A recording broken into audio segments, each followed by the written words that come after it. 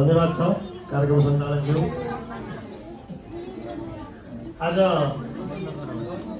Christmas तथा नयाँ वर्ष सन् 2026 को हार्दिक मङ्गलमय शुभकामना व्यक्त गर्ने सिलसिलामा बाँसकरी नगरपालिकाको वडा नम्बर 5 अन्तर्गत यस चर्चमा हामी सबै दिदीबहिनीहरू दाजुभाइहरू उपस्थित छौँ। यो कार्यक्रमका अध्यक्षज्यू,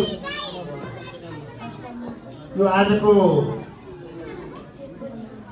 यो क्रिसमस दिवसको उपलक्ष्यमा यस कार्यक्रम प्रमुख रूपमा पाल्नुभएका हाम्रो लुम्बिनी प्रदेशका माननीय सभासद